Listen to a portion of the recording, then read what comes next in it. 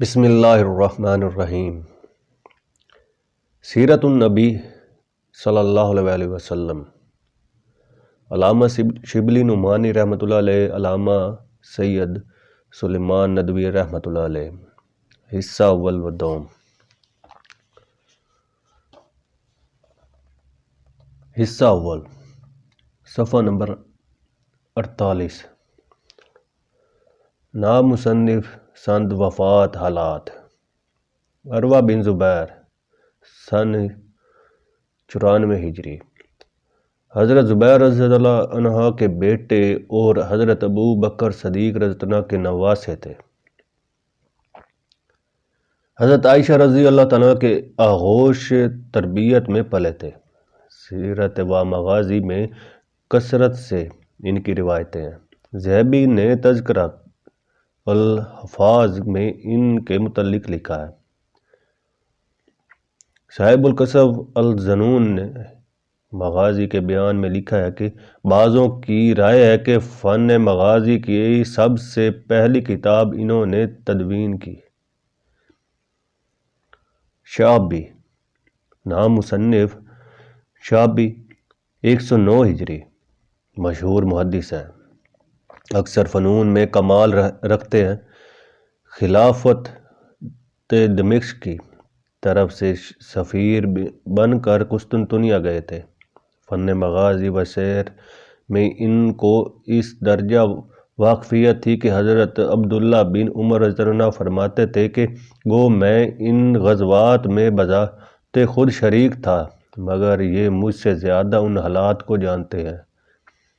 نام مصنف وہاب بن منبع 114 ہجری، یمن کے اجمی خاندان سے تھے۔ حضرت ابو ہریرہ رضی اللہ تعالیٰ عنہ سے کچھ حدیثیں سنی تھیں۔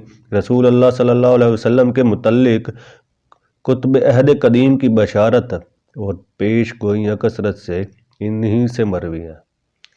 نام مصنف عاصم بن عمر بن قتادہ انصاری 121 ہجری، مشہور تابعی ہے۔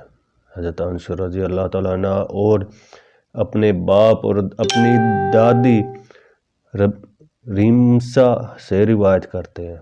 مغازی اور شعر میں نہایت وسیع المعلومات تھے۔ خلیفہ عمر بن عبدالعزیز کے حکم سے مسجد دمشق میں بیٹھ کر اس فن کی تعلیم دیتے تھے۔ نام مصنف محمد بن مسلم بن شہاب ظہری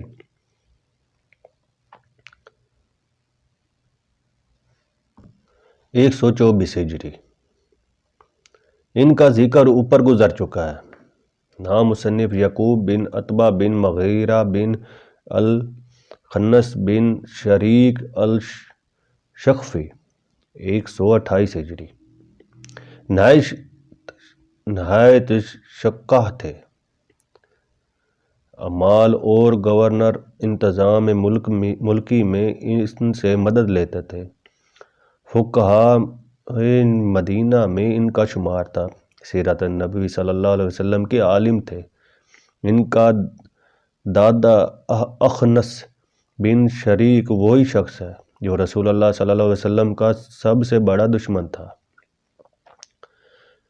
نام مصنف موسیٰ بن عقبہ الاسدی 141 ہجری، ان کا ذکر اوپر گزر چکا ہے۔ نام مصنف حشام بن عروہ بن زبیر 146 ہجری،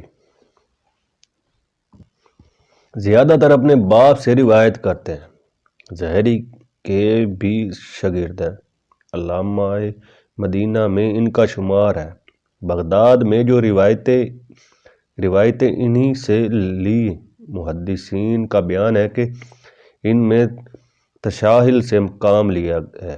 سیرت کے ذخیرہ روایات میں ان کا بہت بڑا حصہ شامل ہے، جن کو وہ اپنے باپ کے واسطے سے حضرت عائشہ رضی اللہ عنہ سے روایت کرتے ہیں۔ فن سیرت میں ان کے متعدد نامور تلامذہ ہیں۔ سیرت النبی صفحہ نمبر 49، حصہ اول۔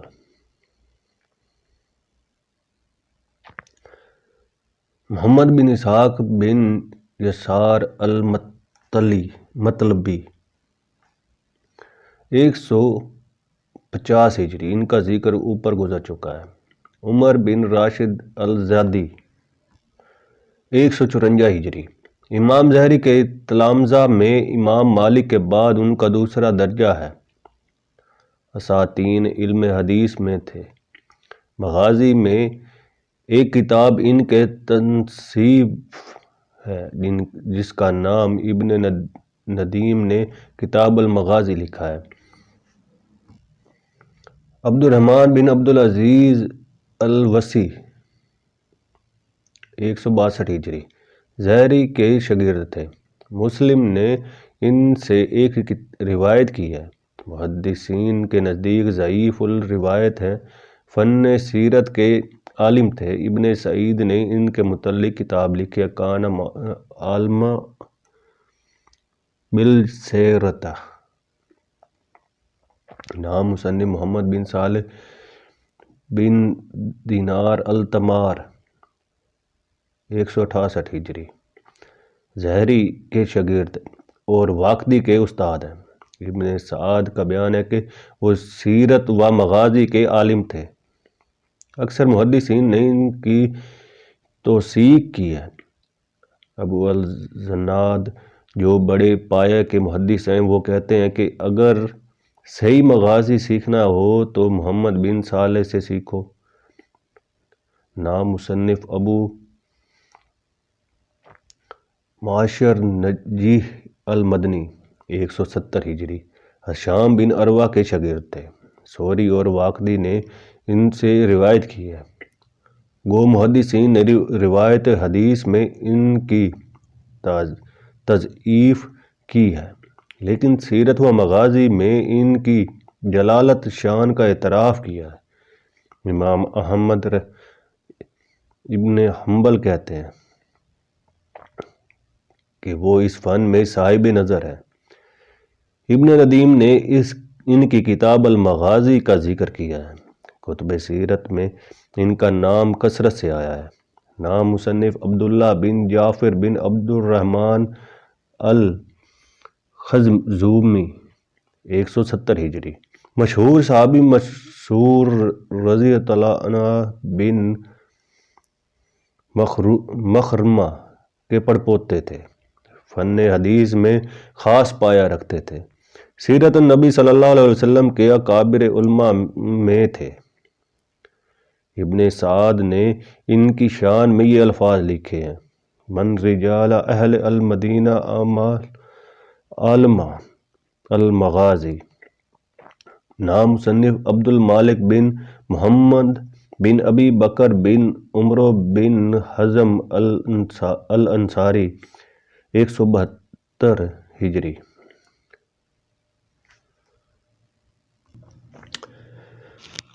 176 ہجری۔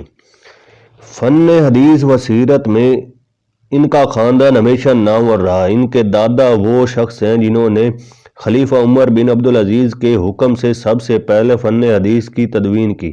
ان کے رشتے کی دادی امرتہ حضرت عائشہ رضی اللہ عنہا کی تربیت یافتہ تھیں۔ وہ خود سیرت و مغازی کے عالم تھے۔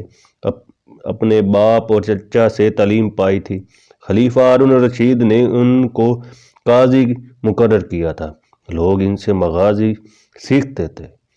اس فن میں ان کی ایک تصنیف کتاب المغازی بھی ہے۔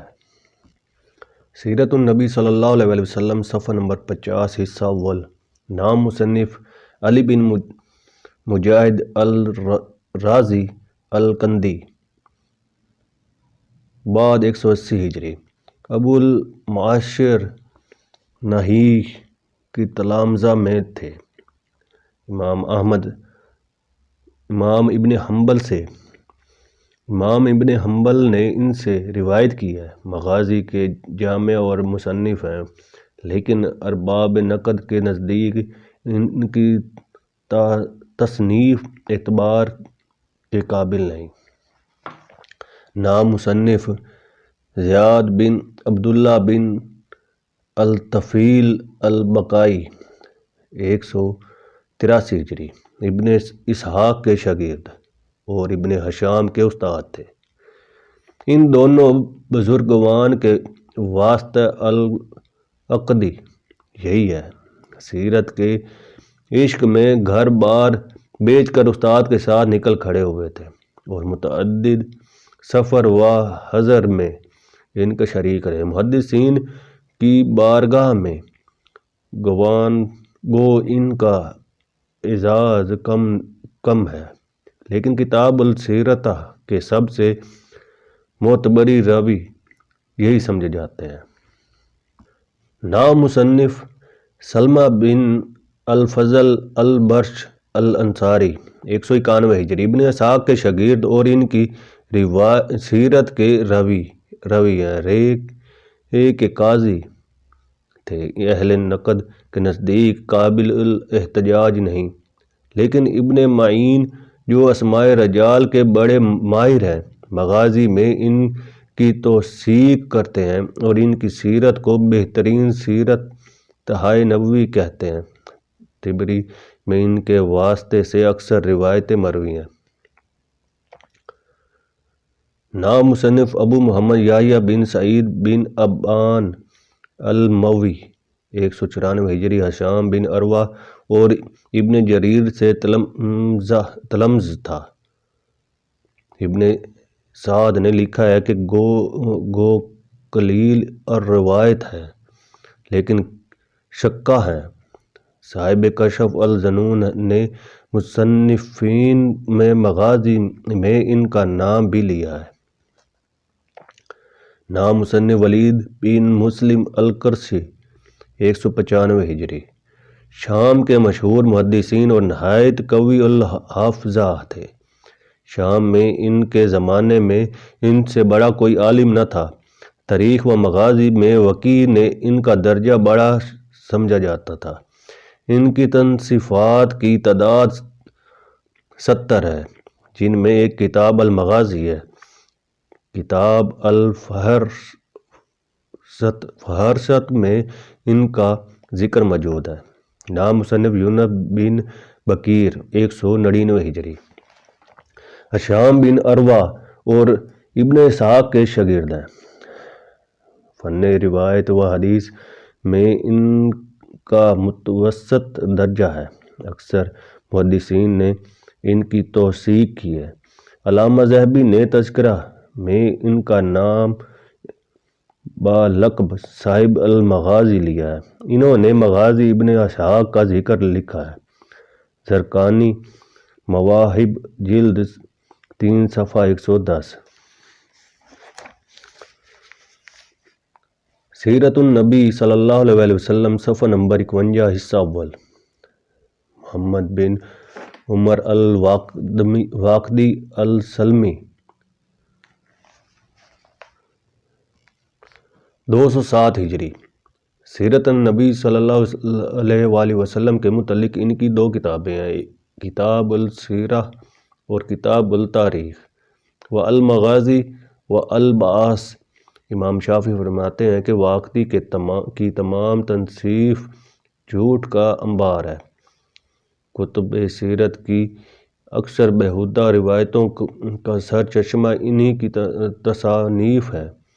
ایک ظریف محدث نے خوب کہا ہے، اگر واقدی سچا ہے تو دنیا میں کوئی اس کا ثانی نہیں، اور اگر جھوٹا ہے تب بھی دنیا میں اس کا جواب نہیں۔ نام مصنف یعقوب بن ابراہیم الزہری، 208 ہجری، حضرت عبد الرحمن بن عوف رضی اللہ عنہ کی اولاد میں سے تھے۔ زہری اور ان کے تلامذہ کے شاگرد ہیں۔ مغازی میں ان کا یہ رتبہ تھا کہ ابن معین جیسا ناقد رجال ان سے فن کی تحصیل کرتا تھا۔ نام مصنف عبد الرزاق بن حمام بن نافع الحمیری، 211 ہجری، ثقات محدثین میں ان کا شمار مزاج میں کسی قدر تشیح تھا۔ ابن معین کہتے ہیں کہ عبد الرزاق مرتد بھی ہو جائیں تب بھی ہم ان سے روایت حدیث ترک نہیں کر سکتے۔ آخر عمر میں بصارت جاتی رہی تھی، اسی لیے اس زمانے کے محدث ان زمانے کی احادیث ناقابل سند ہیں۔ فن مغازی میں ان کی ایک تالیف ہے، نام مصنف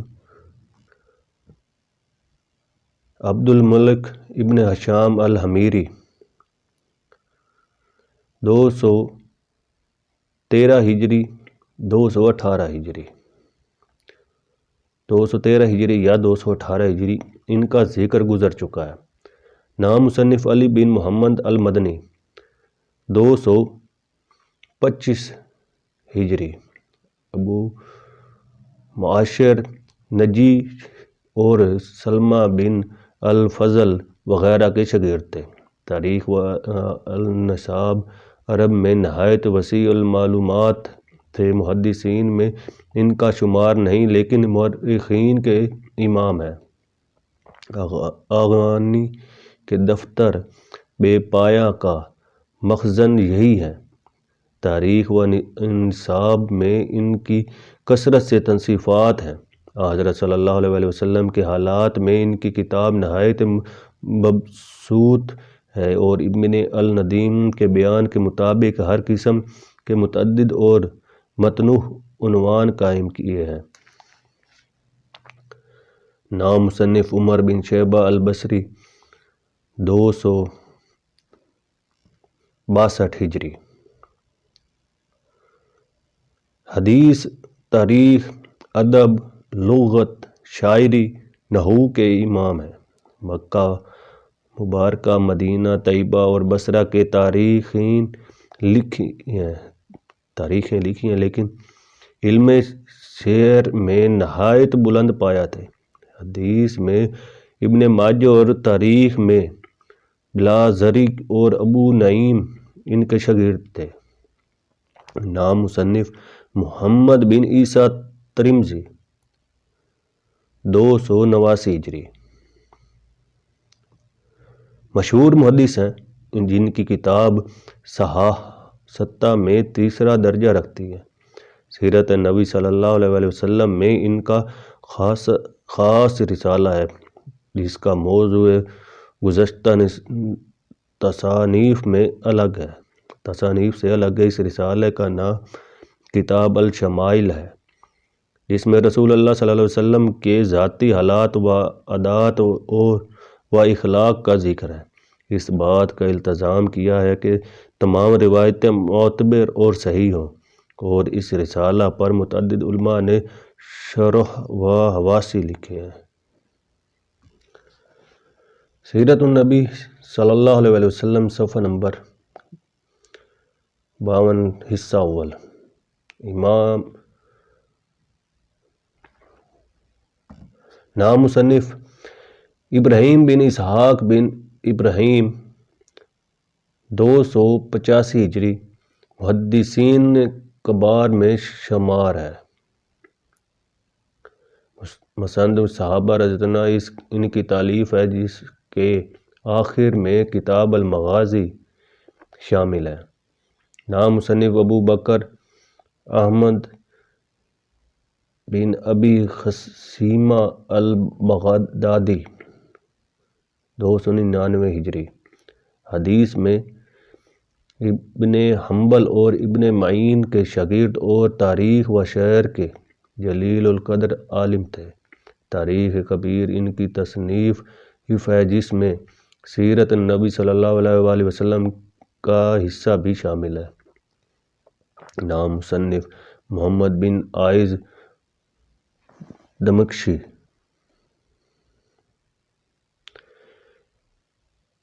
ان کی مغازی معتبر خیال کی جاتی ہے۔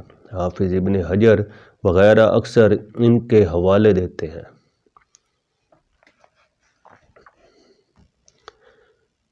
یہ قدمہ کی تصنیفات تھیں۔ معبد کی تصنیفات کا ہم ایک مختصر نقشہ ذیل میں درج کرتے ہیں۔ یہ تصنیفات قدیم تصنیفات اور احادیث کی کتابوں سے ماخذ ہے۔ اس نقشہ میں ان کتابوں کا ذکر بھی ہے جو قدمہ کی تنصیفات کے متعلق شرح کے طور پر لکھی گئی ہیں۔ ان کا ذکر اس وجہ سے کیا گیا ہے یہ فی نفسہ مستقبل تنصیفات تھیں اور ان میں جس قدر ذخیرہ معلومات ہیں خود اصل کتابوں میں نہیں۔ روز النف سیرت ابن اسحاق کی شرح ہے۔ مصنف کا نام عبد الرحمن سہیلی ہے جنہوں نے 581 ہجری میں وفات پائی۔ یہ اکابر محدثین میں سے ہیں اور تمام مصنفین معابد سیرت نبی صلی اللہ علیہ وسلم کی تحقیقات اور معلومات کے متعلق ان کے خوشہ چین ہے۔ مصنف کے دبائچہ میں لکھا ہے کہ میں نے یہ کتاب 120 کتابوں کی مدد سے لکھی۔ اس کا قلمی نسخہ ہمارے استعمال میں ہے۔ سیرت دمیاتی حافظ عبد المومن دمیاتی المتوفی 705 ہجری کی تنصیف ہے۔ اکثر کتابوں میں اس کے حوالے آتے ہیں۔ اس کتاب کا نام المقتراث فی سیرت سید البشر ہے۔ قریب 100 صفحوں میں ہے۔ پٹنہ کے کتب خانے میں اس کا ایک نسخہ موجود ہے۔ سیرت خلاتی علاء الدین علی بن محمد خلاتی حنفی کی تنصیف ہے۔ 708 ہجری میں وفات پائی۔ سیرت غازرونی شیخ ظہر الدین علی بن محمد غازرونی المتوفی 694 ہجری کی تنصیف ہے۔ سیرت ابن ابی طہ مصنف کا نام یحییٰ بن حمیدہ المتوفی 230 ہجری ہے۔ یہ کتاب 3 جلدوں میں ہے۔ ممبئی کے کتب خانہ جامع مسجد میں اس کا قلمی نسخہ موجود ہے۔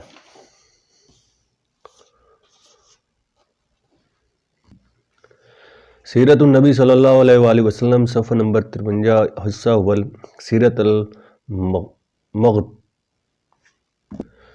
سیرت المغلطہ مشہور کتاب ہے اور مصر میں چھپ گئی ہے۔ علامہ عینی نے اس کے ایک حصے کی شرح لکھی ہے جس کا نام کشف الشام ہے۔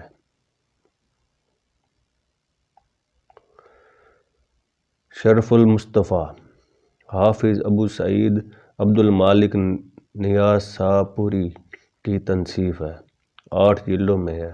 حافظ ابن حجر اصباح میں اکثر اس کا حوالہ دیتے ہیں لیکن جو روایتیں حافظ موصوف نے نقل کی ہیں ان میں بعض نہایت محمل اور لغور روایتیں ہیں۔ اس سے قیاس ہوتا ہے کہ مصنف نے رتب و یا بس کی کوئی تمیز نہیں رکھی ہے۔ شرف المصطفیٰ للحافظ ابن الجوزی اکتفا فی مغازی المصطفیٰ الخلفاء الثلاثہ حافظ ابو الربیع سلیمان بن موسیٰ القائی المتوفی 634 ہجری کی تنصیف ہے۔ اکثر کتابوں میں اس کے حوالے آتے ہیں۔ سیرت ابن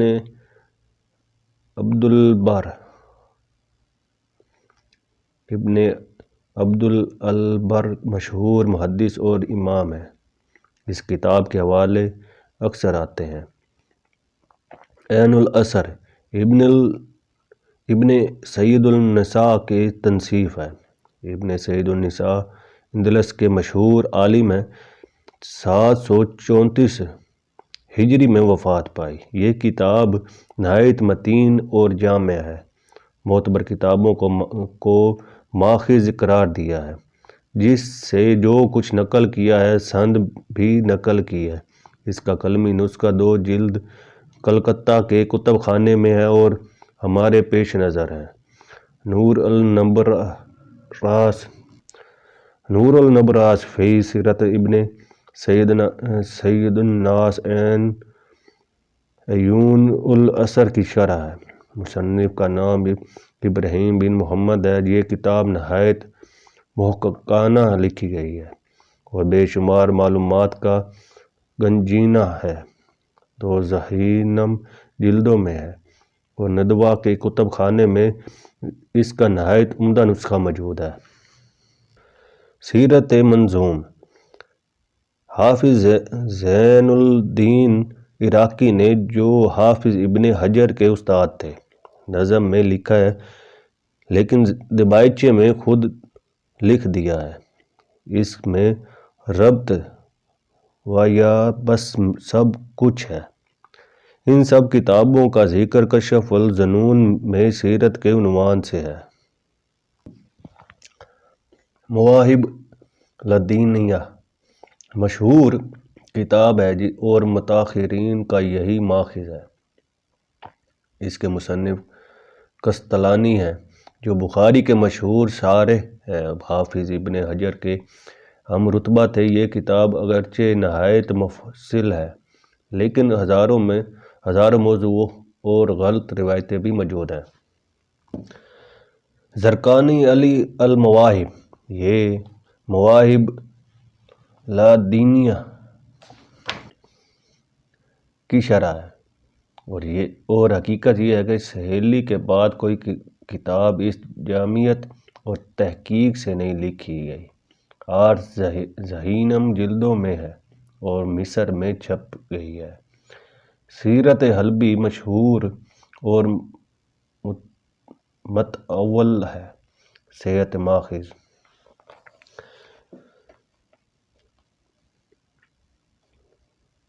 سیرت النبی صلی اللہ علیہ وسلم، صفحہ نمبر 54، حصہ اول۔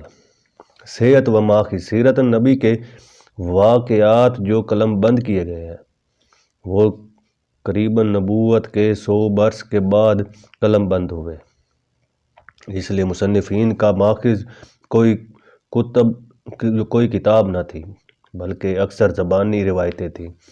اس قسم کا موقع جب دوسری قوموں کو پیش آتا ہے، یعنی کسی زمانے کے حالات مدت کے بعد قلم بند کیے جاتے ہیں، تو یہ طریقہ اختیار کیا جاتا ہے کہ ہر قسم کی بازاری افواہیں قلم بند کر لی جاتی ہیں، جن کے راویوں کا نام و نشان تک معلوم نہیں ہوتا۔ ان افواہوں میں سے وہ واقعات انتخاب کر لیے جاتے ہیں جو قرائن و قیاس کے مطابق ہوتے ہیں۔ تھوڑی دیر کے بعد یہی خرافات ایک دلچسپ تاریخی کتاب بن جاتے ہیں۔ یورپ کی تاریخ تصنیفات اسی اصول پر لکھی گئی ہیں، لیکن مسلمانوں نے اس فن سیرت کا جو معیار قائم کیا وہ اس سے بہت زیادہ بلند تھا۔ اس کا پہلا اصول یہ تھا کہ جو واقعہ بیان کیا جائے اس شخص کی زبانی سے بیان کیا جائے جو خود شریک واقعہ تھا، اور اگر خود نہ تھا تو شریک واقعہ تک تمام راویوں کا نام بترتیب بتایا جائے۔ اس کے ساتھ یہ بھی تحقیق کیا جائے کہ جو اشخاص سلسلہ روایت میں آئے کون لوگ تھے، کیسے تھے، کیا مشاغل تھے، چال چلن کیسا تھا، حافظ کیسا تھا، سمجھ کیسی تھی، شکا تھے یا غیر شکا، سطحی الذہن تھے یا دقیقہ بین، عالم تھے یا جاہل۔ ان جزئی باتوں کا پتہ لگانا سخت مشکل بلکہ ناممکن تھا۔ سینکڑوں ہزاروں محدثین نے اپنی عمریں اسی کام میں صرف کر دی۔ ایک شہر میں گئے، راویوں سے ملے، ان کے متعلق ہر قسم کے معلومات بہم پہنچائے جو لوگ ان کے زمانے میں موجود نہ تھے۔ ان کے دیکھنے والوں سے حالات دریافت کیے، ان تحقیقات کے ذریعے سے اسماء رجال بایوگرافی کا وہ عظیم الشان فن تیار کیا گیا جس کی بدولت آج کم از کم لاکھ شخصوں کے حالات معلوم ہو سکتے ہیں، اور اگر ڈاکٹر اسپرنگ کے حسن طنز کا اعتبار کیا جائے تو یہ تعداد 5 لاکھ تک پہنچ جاتی ہے۔ ڈاکٹر اسپرنگ جرمن کے مشہور عربی دان فاضل ہیں۔ مدت تک ایشیاٹک سوسائٹی کلکتہ میں قائم کیا۔ صحابہ کا نسخہ انہی کی تصحیح سے کلکتہ میں چھپا۔ اس کتاب کے دبائچے میں صاحب موصوف نے لکھا ہے کہ نہ کوئی قوم دنیا میں ایسی گزری نہ آج موجود ہے جس نے مسلمانوں کی طرح اسماء رجال سا عظیم الشان فن ایجاد کیا ہو، جس کی بدولت آج 5 لاکھ شخصوں کا حال معلوم ہو سکتا ہے۔ سیرت النبی صلی اللہ علیہ وسلم، صفحہ نمبر 55، حصہ اول۔ محدثین نے حالات کے بہم پہنچانے میں کسی شخص کے رتبہ اور حیثیت کی پرواہ کی، بادشاہوں سے لے کر بڑے بڑے مقتداؤں تک کی اخلاقی سراغ رسانی کی اور ایک ایک کی پردہ داری کی۔ اس سلسلہ میں سینکڑوں تصنیفات تیار ہوئیں جن کی اجمالی کیفیت یہ ہے: سب سے پہلے اس فن یعنی راویوں کی جرح و تعدیل میں یحییٰ بن سعید القطان نے ایک کتاب لکھی۔ وہ اس رتبے کے شخص تھے کہ امام احمد بن حنبل نے ان کی نسبت لکھا ہے کہ میری آنکھوں نے ان کا نظیر نہیں دیکھا۔ ان کے بعد اس فن کو زیادہ رواج ہوا اور کثرت سے کتابیں لکھی گئیں، جن میں سے چند ممتاز تصنیفات حسب ذیل ہیں: نام مصنف، کیفیت: نام مصنف رجال اکیلی، خاص ضعیف الوایا لوگوں کے حال میں ہے۔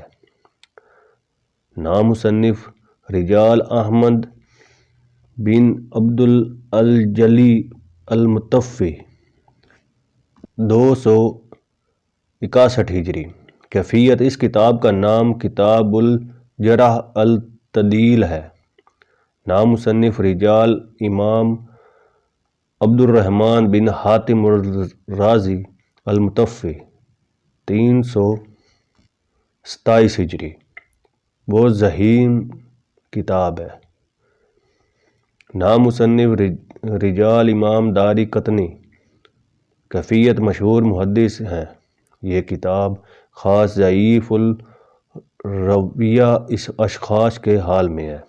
نام مصنف کامل ابن عدی، کیفیت: اس فن کی سب سے مشہور کتاب ہے اور تمام محدثین متاخرین نے اس کو اپنا ماخذ قرار دیا۔ یہ کتابیں تقریباً آج ناپید ہیں، لیکن بعد کی تصنیفات جو انہی سے ماخوذ ہیں آج بھی موجود ہیں۔ اس سلسلے میں سب سے زیادہ جامع اور مستند کتاب تہذیب الکمال ہے، جو علامہ مزی یوسف بن الزکی کے تصنیف ہے، جنہوں نے 742 ہجری میں وفات پائی۔ علاؤالدین مغلطائی المتوفی 762 ہجری نے 13 جلدوں میں ایک تلملہ لکھا۔ علامہ ذہبی المتوفی 748 ہجری نے ایک اختصار کیا اور بہت سے محدثین نے اس کے خلاصہ اور ذیل لکھے، اور بالآخر حافظ ابن حجر نے ان تمام تصنیفات سے ایک نہایت ضخیم کتاب تہذیب التہذیب لکھی جو 12 جلدوں میں ہے۔ اور آج کل حیدرآباد سے شائع ہوئی ہے۔ مصنف نے اس کتاب کے خاتمہ میں لکھا ہے کہ اس کی تنصیف میں 8 برس صرف ہوئے ہیں۔ اس سلسلے کی ایک اور سب سے زیادہ متأول اور مستند کتاب میزان اعتدال ہے، جو علامہ ذہبی کی تنصیف حافظ ابن حجر نے اس کتاب میں اضافہ کیا، جس کا نام نام الشان المیزان ہے۔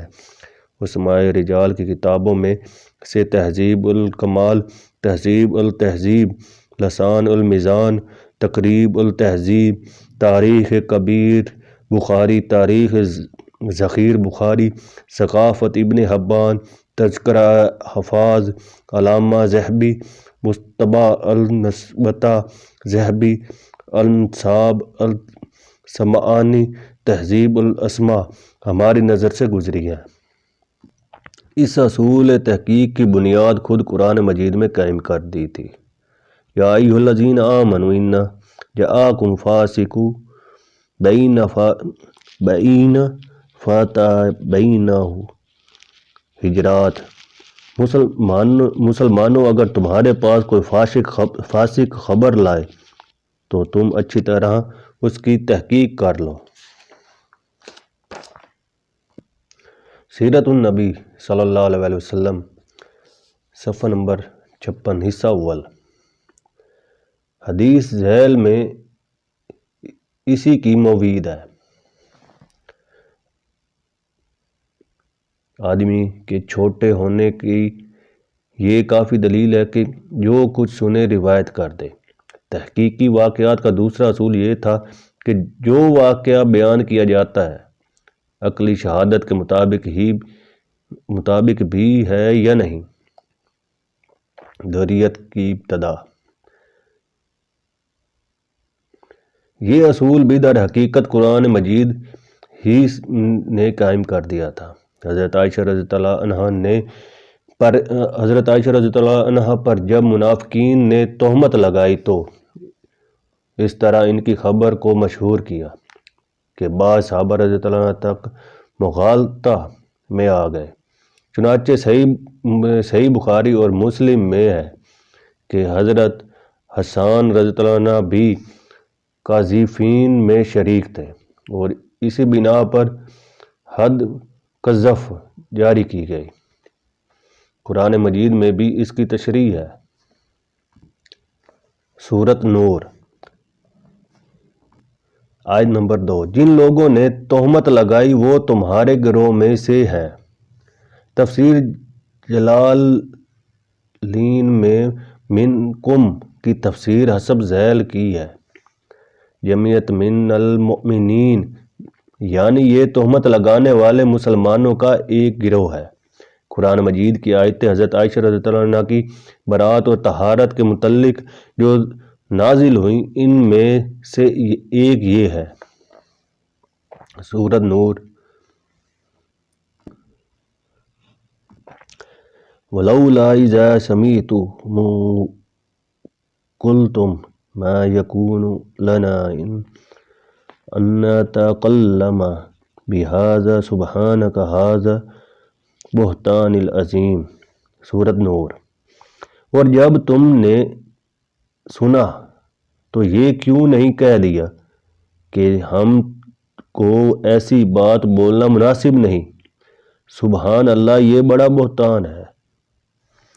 عام اصول کی بنا پر اس خبر کی تحقیق کا یہ طریقہ تھا کہ پہلے راویوں کے نام دریافت کیے جاتے، پھر دیکھا جاتا کہ وہ ثقہ اور صحیح الراویہ ہیں یا نہیں، پھر ان کی شہادت لی جاتی۔ لیکن خدا نے اس آیت میں فرمایا کہ سننے کے ساتھ تم نے کیوں نہیں کہہ دیا کہ یہ بہتان ہے۔ اس سے قریباً ثابت ہوتا ہے کہ اس قسم کا خلاف قیاس جو واقعہ بیان کیا جائے قطعاً سمجھ لینا چاہیے کہ غلط ہے۔ اس طرز تحقیق یعنی درائیت کی ابتدا خود صحابہ رضی اللہ کے عہد میں ہو چکی تھی۔ فقہ میں بعض اس بات کے قائل ہیں کہ آگ پر پکی ہوئی چیز کے کھانے سے وضو ٹوٹ جاتا ہے۔ حضرت ابو ہریرہ رضی اللہ تعالیٰ عنہ نے حضرت عبداللہ بن عباس رضی اللہ تعالیٰ عنہ کے سامنے جب اس مسئلے کو حضرت صلی اللہ علیہ وسلم کی طرف سے منسوب کیا تو عبداللہ بن عباس رضی اللہ عنہ نے کہا اگر یہ صحیح ہو تو اس پانی کے پینے سے بھی وضو ٹوٹ جائے گا جو آگ پر گرم کیا گیا ہو۔ حضرت عبداللہ بن عباس رضی اللہ حضرت ابو ہریرہ رضی اللہ تعالیٰ عنہ کو ضعیف الراوی نہیں سمجھتے لیکن چونکہ ان کے نزدیک یہ روایت درایت کے خلاف تھی اس لیے انہوں نے تسلیم نہیں کی اور یہ خیال کیا کہ سمجھنے میں غلطی ہو گئی ہوگی۔ جب حدیثوں کی تدوین شروع ہوئی تو محدثین نے درایت کے اصول بھی منضبط کیے جن میں سے بعض یہ ہیں۔ صحیح ترمذی باب الوضو۔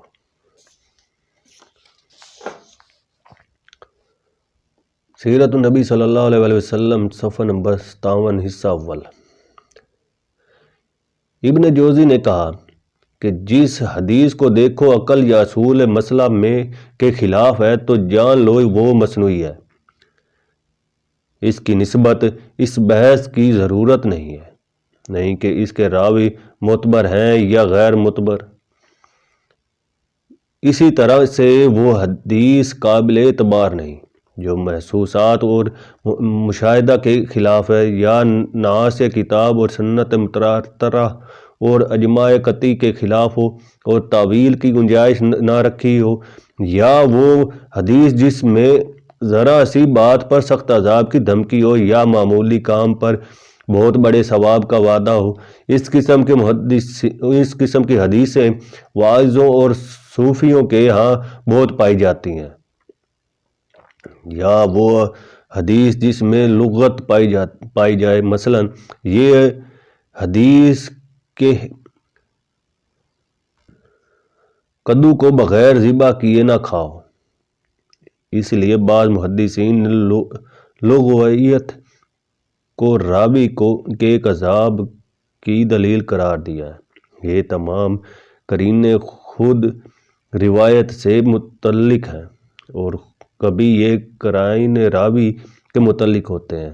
مثلا غیاث کا واقعہ خلیفہ مہدی کے ساتھ، یا جب کہ راوی کوئی ایسی حدیث بیان کرے جو اور کسی نے نہ بیان کی ہو اور خود راوی جس سے روایت کرتا ہے اس سے ملا تک نہ ہو، یا وہ حدیث جس کو ایک ہی راوی بیان کرتا ہے حالانکہ بات ایسی ہے کہ اس سے اوروں کو بھی مطلع ہونا ضروری تھا، جیسا کہ خطیب البغدادی نے کتاب الکافیہ کے شروع میں اس کی تشریح کی ہے، یا وہ روایت جس میں کسی عظیم الشان واقعہ کا ذکر ہے کہ اگر وہ واقعہ ہوا ہوتا تو سینکڑوں آدمی اس کو بیان کرتے۔ مثلا یہ واقعہ کہ کسی دشمن نے حاجیوں کو کعبہ کی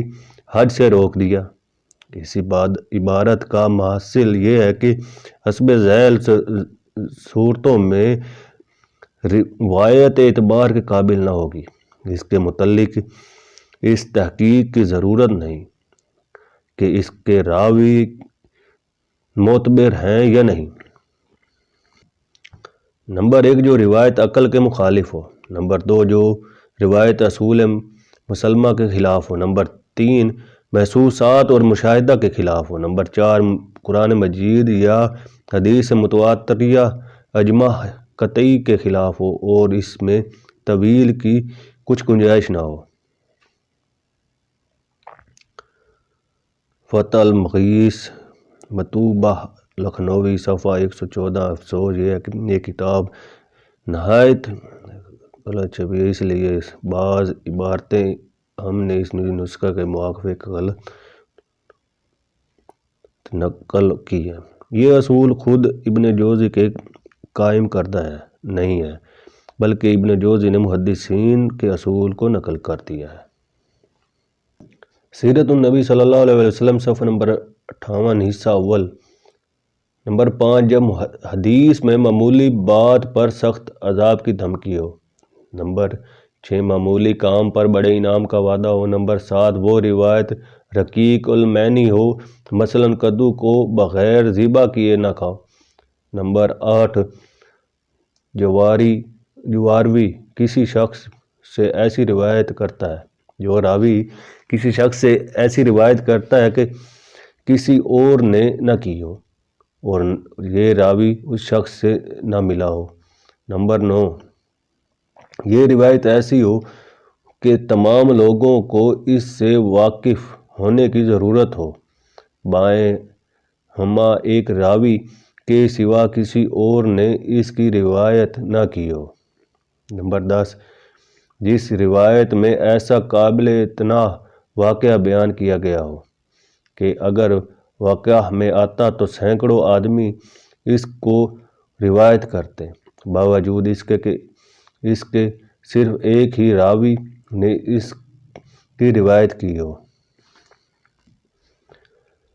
ملا علی قاری نے جو موضوعات نسخہ مطبوعہ مجید طیابی دہلی صفحہ 92 تا خاتمہ کتاب کے خاتمے میں حدیثوں کے نامعتبر ہونے کے چند اصول تفصیل سے لکھے ہیں اور ان کی مثالیں نقل کی ہیں، ہم ان کا خلاصہ اس موقع پر نقل کرتے ہیں۔ نمبر 1، جس حدیث میں فضول باتیں ہوں جو رسول اللہ صلی اللہ علیہ وسلم کی زبان سے نہیں نکل سکتی، مثلاً یہ کہ جو شخص لا الہ الا اللہ کہتا ہے، اللہ اس کلمے سے ایک پرندہ پیدا کرتا ہے جس کی 70 زبانیں ہوتی ہیں، ہر زبان کے 70,000 لغت ہوتے ہیں الگ۔ نمبر 2، وہ حدیث جو مشاہدہ کے خلاف ہو، مثلاً یہ حدیث کہ بینگن کھانا ہر مرض کی دوا ہے۔ نمبر 3، وہ حدیث جو صریح حدیثوں کے مخالف ہو۔ نمبر 4، جو حدیث واقعہ کے خلاف ہو، مثلاً یہ کہ دھوپ میں رکھے ہوئے پانی سے غسل نہیں کرنا چاہیے کیونکہ اس سے برص پیدا ہوتا ہے۔ نمبر 5، وہ حدیث جو انبیاء علیہ السلام کے کلام سے مشابہ نہ رکھتی ہو، مثلاً یہ حدیث کہ 3 چیزیں نظر کو ترقی دیتی ہیں: سبزہ زار، آب و رواں، خوبصورت چہرے کا دیکھنا۔ نمبر 6، وہ حدیثیں جن میں آئندہ واقعات کے پیش گوئی بعقید تاریخ مذکورہ ہوتی ہے، مثلاً یہ کہ فلاں سند اور فلاں تاریخ میں یہ واقعہ پیش آئے گا۔ نمبر 7، وہ حدیثیں جو طبیبوں کے کلام سے مشابہ ہیں، مثلاً یہ کہ ہریسہ کے کھانے سے قوت آتی ہے، یا یہ کہ مسلمان شیریں ہوتا ہے اور شیرنی پسند کرتا ہے، مسلمان شیریں ہوتا اور شیرنی پسند کرتا ہے۔ نمبر 8، وہ حدیث جس کے غلط ہونے کی دلائل موجود ہوں، مثلاً اوج بن عنق کا قد 3000 گز تھا۔ نمبر 9، وہ حدیث جو صریح قرآن کے خلاف ہو، مثلاً دنیا کی عمر 7000 برس کی ہے، کیونکہ اگر یہ روایت صحیح ہو تو ہر شخص بتا دے گا کہ قیامت کے آنے میں اس قدر دیر ہے، حالانکہ قرآن سے ثابت ہے کہ قیامت کا وقت کسی کو معلوم نہیں۔ نمبر 10، وہ حدیثیں جو خضر علیہ السلام کے متعلق ہیں۔ نمبر 11، جس حدیث کے الفاظ رقیق ہوں۔ سیرت النبی صلی اللہ علیہ وسلم صفحہ نمبر 59 حصہ اول۔ نمبر 12، وہ حدیثیں جو قرآن مجید کے الگ الگ صورتوں کے فضائل میں وارد ہیں، حالانکہ یہ حدیث سے تفسیر بیزاروی اور کشاف وغیرہ میں منقول ہے۔ ان اصول سے محدثین نے اکثر جگہ کام لیا اور ان کی بنا پر بہت سی روایتیں رد کر دیں۔ مثلاً ایک واقعہ جب بیان کیا جاتا ہے کہ حضرت صلی اللہ علیہ وسلم نے خیبر کے یہودیوں کو جزیہ سے معاف کر دیا تھا اور معافی کے دستاویز لکھوا دی تھی۔ ملا علی قاری اس روایت کے متعلق لکھتے ہیں کہ یہ روایت مختلف وجہ سے باطل ہے۔ نمبر ایک معاہدے پر سعد بن معاذ رضی اللہ عنہ کی گواہی بیان کی جاتی ہے، حالانکہ وہ غزوہ خندق میں وفات پا چکے تھے۔ نمبر دو، دستاویز میں کاتب کا نام معاویہ ہے، حالانکہ وہ فتح مکہ میں اسلام لائے۔ نمبر تین، اس وقت تک جزیات کا حکم ہی نہیں آیا تھا۔ جزیہ کا حکم قرآن مجید میں جنگ تبوک کے بعد نازل ہوا ہے۔ نمبر چار، دستاویز میں تحریر ہے کہ یہودیوں نے بیگار نہیں لی جائے گی، حالانکہ حضرت صلی اللہ علیہ وسلم کے زمانے میں بیگار کا رواج ہی نہ تھا۔ نمبر پانچ، خیبر والوں نے اسلام کی سخت مخالفت کی تھی، ان سے جزیہ کیوں معاف کیا جاتا؟ نمبر چھ، عرب کے دور دراز حصوں میں جب جزیہ معاف نہیں ہوا، حالانکہ ان لوگوں نے چندان مخالفت اور دشمنی نہیں کی تھی، تو خیبر والے کیوں کر معاف ہو سکتے تھے؟